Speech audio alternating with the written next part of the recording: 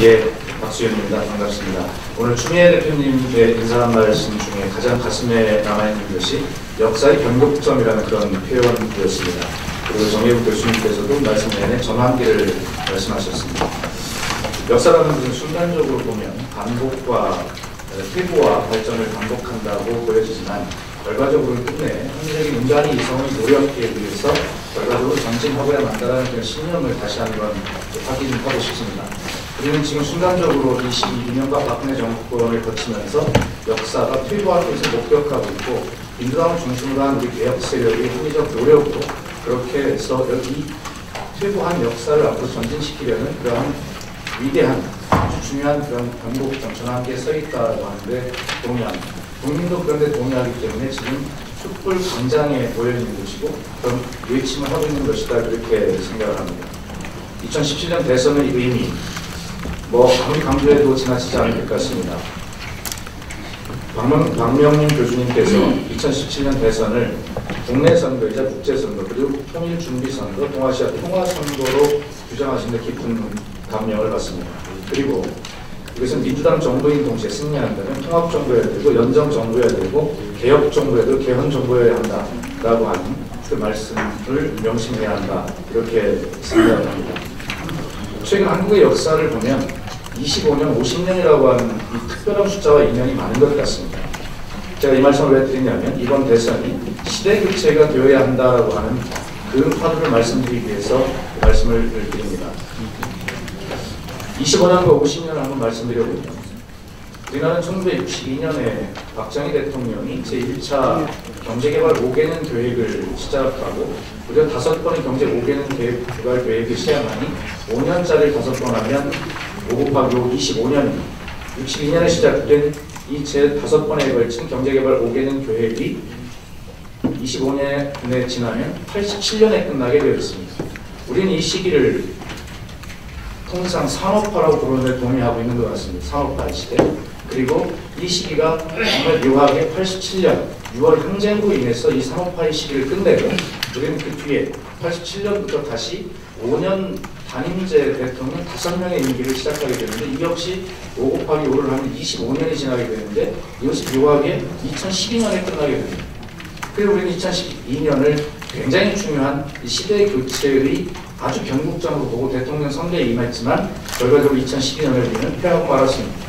2012년의 승리를 반복한 실패한 그 승리를 바로 2017년 올 선거에 우리가 반드시 이루어야 된다라고 하는 그런 역사적 숙명을 가진 시대 유행기를 완성해야 되는 그러한 의미의 선거가 이번 대통령 선거에서 저는 그렇게 규정을 합니다. 그렇다면 2012년에 우리가 산업화와 민주화 시대에 이어서 새로운 시대로 교체를 하지 못한 이번 2017년 이후의 이 시기를 우리는 뭐라고 규정을 할까라고 우리는 또 논의해야 되고 합의해야 된다고 생각합니다. 저는 이 산업화 시대와 민주화 시대에 의해서 이 시기를 우리는 과감하게 인간화의 시대다 이렇게 저는 규정해야 한다고 생각하고 있습니다. 우리가 흔히 노무현 대통령께서 말씀을 많이 해주셨던 사람 사는 세상 우리가 함께 했던 목표 아니겠습니까?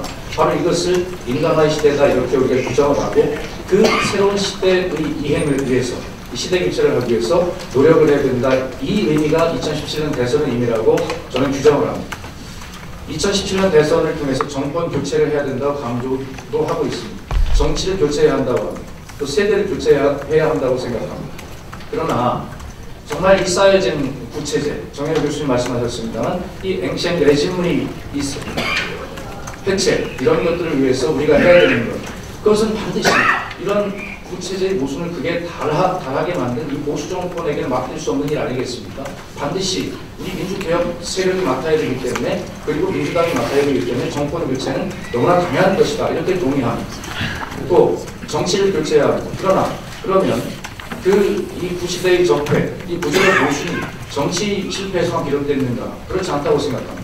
물론 상부구조, 하부구조의 차이가 있습니다만 정치 실패뿐만이 아니라 경제, 사회, 문화 모든 분야의 구조에 있어서 우리는 적폐를 청산해야 합니다. 그렇기 때문에 정권 교체를 통해서 정치를 교체해야 되지만 정치 교체에만 쳐서는 이 시대의 교체가 되지 않는다. 그렇기 때문에 정치 교체와 함께 경제, 사회, 문화 모든 구조를 다시 한번 바꿔내는 것. 다시 말해서 한 시대를 새로운 시대로 이행시켜야 되는 그러한 위대한 의미가 2017년 이번 대선에 있다라고 생각하고 그런 많은 것들을 포함한 이 시대 교체의 20세기적 박정희식 낡은 어떤 사고의 패턴 이런 것에서 새로운 21세기적 새로운 질서로 이행해가는 그러한 선거를 우리는 반드시 승리로 이끌어야 된다는 말씀을 먼저 강조를 드리고 싶습니다. 그리고 이번 선거를 통해서 우리가 꼭 해야 될 또 하나의 과업이 이제는 좌와 보수와 진보 이렇게 나눠져 있던 이런 시대의 담론에서 이제는 진보 보수가 무슨 의미가 있는가라고 하는 그러한 우리 그 앞에 박명래 교수님께서는 공공과 사사 이렇게 표현하셨습니다만 그러한 새로운 사고의 패턴의 시대로 이행시켜야 되는 과제가 역시 이번 대선 우리에게 주어진 과제다 저는 그렇게 생각합니다. 지금 우리 사회자께서 교황이 말씀하셨으니까 그러면 우리 다음에 정권이 교체된다고 하면 어떤 것을 해야 될까? 저는 그것이 정권 교체 그 이상의 가치라고 표현하고 싶습니다. 국민은 이렇게 지금 촛불과 태극기로 상징되어지는 극단의 분열이 대한민국을 보고 너무나 많은 염려를 하고 계실 것입니다. 어떻게 이 극단의 분열을 치유하고 새로운 통합의 동력을 만들어내서 대한민국의 미래를 나갈 것인가?